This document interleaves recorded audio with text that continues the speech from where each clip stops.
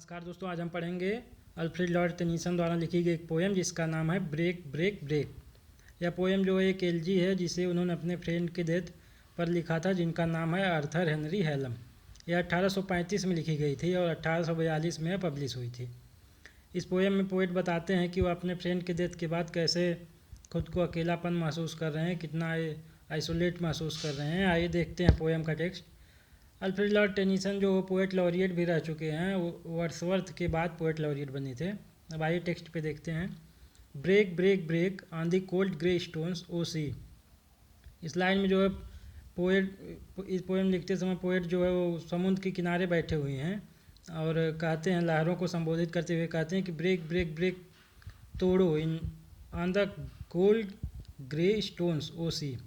समुद्र के लहरों से कहते हैं कि इन ठंडे भूरे पत्थरों को तोड़ो, आकर इन पे लड़ो। And I would that my tongue could utter the thoughts that arise in me. काश मैं भी वह अपने विचार व्यक्त कर पाता जो मेरे मन में उठ रहे हैं। कि मैं अपने मन का मतलब पोएट अपने मन का जो अंदर उनके विचार उठ रहे हैं, जो दुख उठ रहे हैं, भावनाएं जो हैं, वह पोएट व्यक्त नहीं कर पा रहे हैं। अगली लाइन है, O well for the fisherman boy that he shout with his sister at play.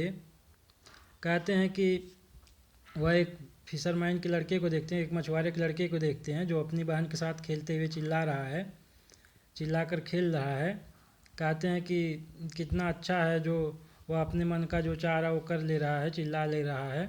O well for the sailor lad, एक नाविक के लड़के को देखते हैं, that he sing in his boat on the way, जो अपनी नाव में चलाते समय रास्ते में गाना गा रहा है। कहते हैं कि उस नाविक के लड़के के लिए भी कितना अच्छा है जो अपनी नाव में बैठकर गाना गा रहा है। काश मैं भी अपने अंदर के विचारों को बाहर निकाल पाता, बोल पाता।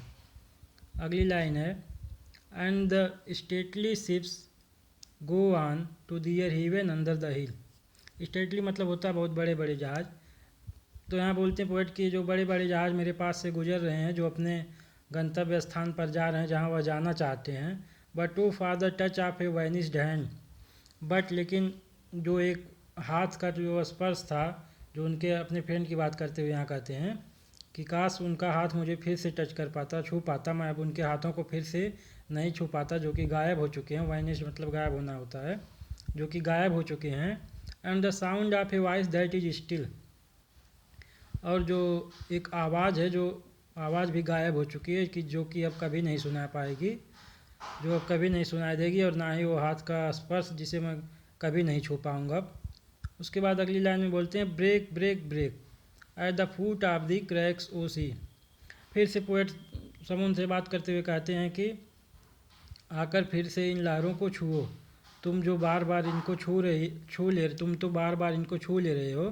By the tender grace of a day that is dead, लेकिन मैं जो अपने दोस्त के साथ आर्थर हेनरी हेलम की बात करें, कि जो अपने दोस्त के साथ समय बिताया था, जो बीत गए हैं, वह आप कभी वापस नहीं आ सकते। यहाँ पे बोलते हैं समुद्र को कि तुम लहरों को बोलते हैं समुद्र की कि तुम अपने तट को आके बार बार छू सकते हो, किनारे को छू सकते हो, बट लेकिन मेरे फ्रेंड के मर जाने के बाद जो उसके साथ खुशी के दिन बिताए थे मैंने, will never come back to me, वो अब मुझे कभी वापस नहीं मिल पाएंगे। अब मैं उन्हें फिर से कभी दोबारा नहीं जी पाऊँगा। धन्यवाद दोस्तों। वीडियो अच्छी लगी हो तो चैनल को सब्सक्राइब करें, वीडियो को